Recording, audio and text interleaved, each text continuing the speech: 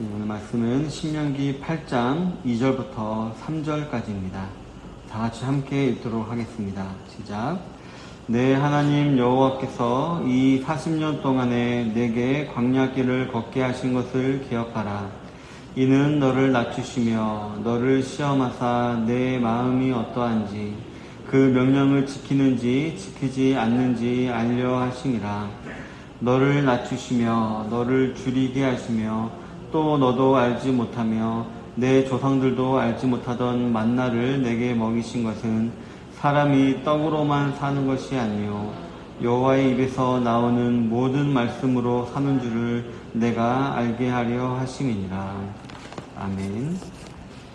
오늘은 본문 중심으로 해서 광야의 교훈이라는 제목으로 하나님 말씀을 나누기를 원합니다. 오늘 본문 2절 전반부에 보면 내 하나님 여호와께서 이 40년 동안에 내게 광야길을 걷게 하신 것을 기억하라 라고 기록을 하고 있습니다. 잘 아시다시피 이스라엘 백성들은 출애굽을 한 이후에 곧바로 가나안 땅으로 들어가지 못하고 이 열 정탐꾼들의 믿음 없는 보고로 인하여서 40년간 광야에서 지내야만 했습니다. 그리고 이들은 40년 동안 광야에 있으면서 무수히 많은 일들을 경험했습니다. 그 가운데에는 놀라운 일들도 많이 있었고 또 그들이 마땅히 교훈으로 삼아야 될 일들도 많이 있었습니다. 매일 아침마다 내리는 만나와 메추라기를 맛보았고 또 매일매일 이스라엘 백성들을 인도했던 구름기둥과 불기둥, 또 반석에 털어 넘치는 생수, 그리고 불순종했을 때의 징계, 우상숭배의 비극적인 결말 등등 많은 일들이 이 40년 동안 있었던 것입니다. 430년가량 이 이스라엘 백성들은 하나님을 떠나 있었습니다. 그렇기 때문에 이들은 다시금 하나님과 자신들과 사이에 맺어져 있는 언약을 기본으로 한 신앙, 즉 하나님을 향한 신앙의 본질을 배울 필요가 있었기 때문에 이 40년 동안 그런 시간을 가지게 된 것이었습니다. 그래서 이 광야에서의 40년을 광야 학교라고 불러도 손색이 없는 것입니다. 그렇다면 이 광야 학교에서 이스라엘 백성들은 무엇을 배웠을까요? 첫 번째로는 낮아짐을 배웠습니다. 본문 2절 후반부에 보면 이는 너를 낮추시며 너를 시험하사 내 마음이 어떠한지 그 명령을 지키는지 지키지 않는지 알려 하심이라 라고 기록을 하고 있습니다.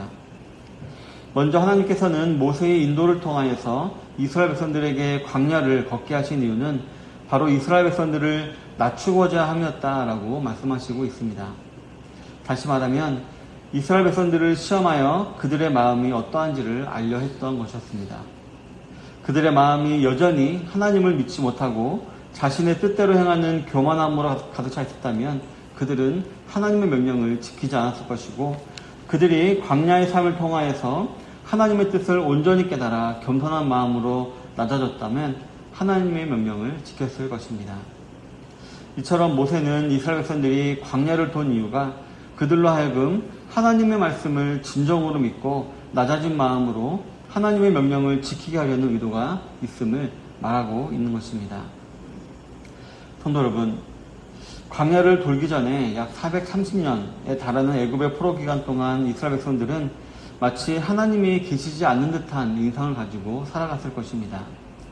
왜냐하면 하나님이 살아계신다면 자신들을 이렇게 포로로 남겨주시지 않았을 것이기 때문입니다. 그래서 그들은 결국 점점 자기 자신을 주인으로 삼았을 것입니다. 물론 애굽에 있을 당시 그들의 주인은 애굽왕 바로였지만 그것은 자발적인 것이 아니라 무력에 의해서 강제적인 것이었기 때문에 이 애굽 사람들을, 애굽왕 바로를 자신의 진정한 주인이라고 인정하지는 않았을 것입니다. 그보다는 자기 자신이 주인인 것처럼 살아가게 되었을 것입니다. 하지만 이스라엘 백성의 진정한 주인 되시는 여호와께서 그의 종 모세를 통해서 그들을 출애굽시키셨습니다. 그리고 하나님께서는 그들이 430년간 종살이를 하면서 그들의 몸에 배어있던 노예의 습관과 또 자기 자신이 주인이 되어 있는 생각을 고치시기를 원하셨던 것이었습니다. 그래서 40년간 광야를 돌게 하신 것이었습니다. 그리고 하나님 명령을 지키게 하여서 자기 자신의 생각보다는 하나님의 생각대로 살아가는 방법, 즉 자기 자신을 부인하고 자기 자신을 낮추는 것을 배우게 했던 것이었습니다. 그리고 그러할 때에야 그들은 결국 젖과 꿀이 흐르는 가나안 땅으로 들어가게 될 것이었습니다. 성도 여러분, 하나님께서는 지금도 저 여러분들이 동일한 이런 것을 배우기 원하십니다. 이 광야와 같은 세상에서 오직 하나님의 명령만을 지키는 삶, 즉 내 생각과 내 의지를 꺾고 낮아진 자세와 그리고 하나님의 뜻대로만 살아가는 그런 삶의 자세를 배우기를 원하시는 것입니다. 왜냐하면 이러한 자세야말로 영적 가나안인 천국에 들어가기에 합당한 사람의 자세이기 때문입니다. 그리고 이러한 삶은 오직 우리는 예수님을 통해서만 배울 수가 있을 것입니다. 성육신과 십자가의 사역을 겸손히 묵상할 때에만 우리는 진정으로 겸손해지고 낮아질 수가 있기 때문입니다. 그리스도인답게 예수님을 닮아 낮아짐의 삶을 배워가시는 모든 성도님들이 되시기를 바라겠습니다.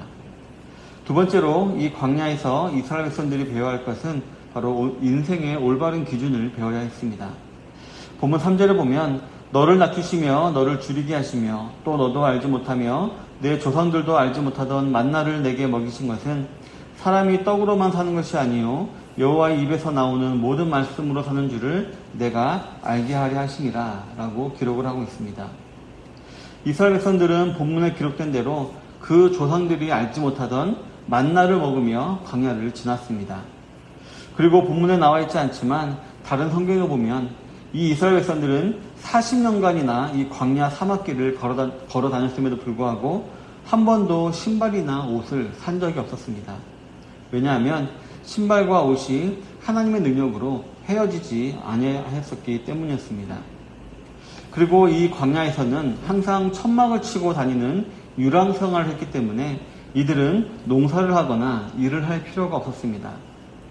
이처럼 의식주가 모두 자연스럽게 해결된 이스라엘 백성들은 이러한 사실에 점점 매몰이 되어서 하나님께서 그들을 광야에서 40년간이나 돌리시는 진정한 이유를 생각하지 않았던 것 같습니다.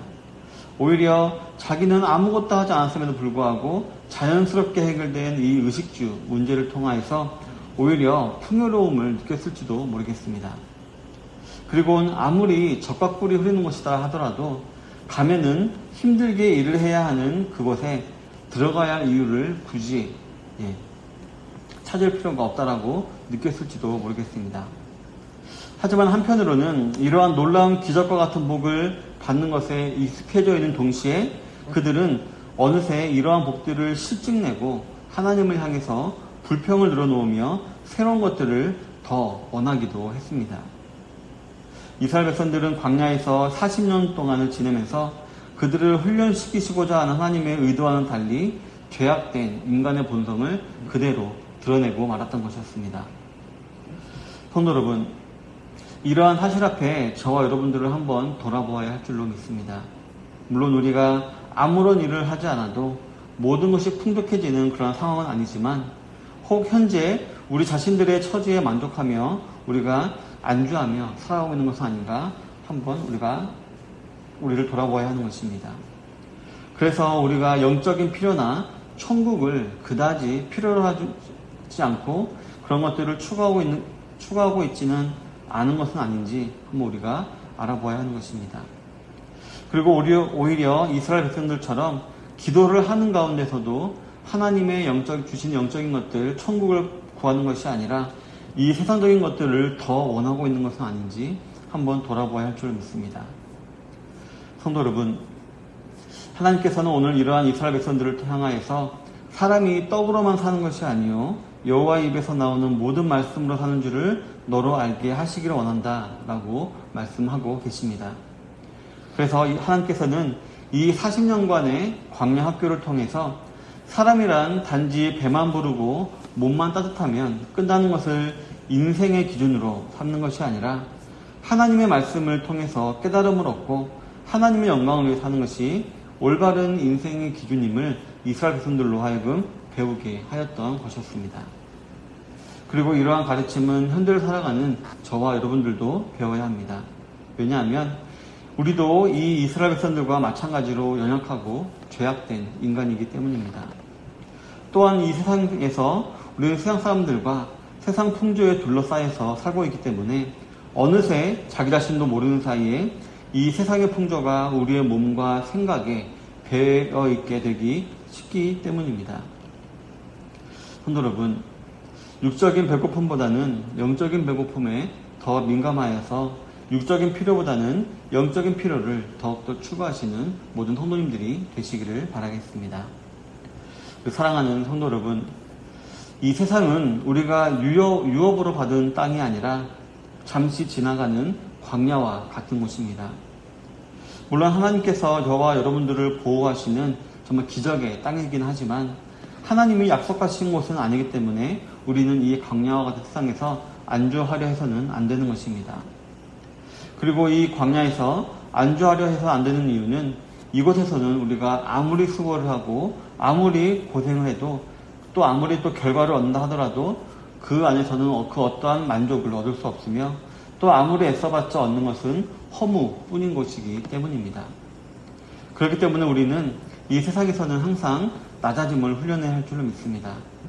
내가 남들보다 더 나아 보이는 것, 남들보다 더 많이 가진 것처럼 보이는 것은 실제로 허무한 것이고 아무런 필요도 없는 것이니 그런 것을 통해서 자기 자신을 높이 생각하고 자고하기보다는 항상 하나님을 의지함으로 낮아짐을 힘써야 하는 것입니다. 그런데 반대의 경우도 있을 수 있습니다. 내가 남들보다 좀 열등해 보이는 것, 남들보다 더 적게 가졌다고 생각되는 그러한 것으로 주눅들며 살아갈 때가 있는데 이런 것을 우리가 낮아졌다라고 여겨서는 안 된다는 것입니다.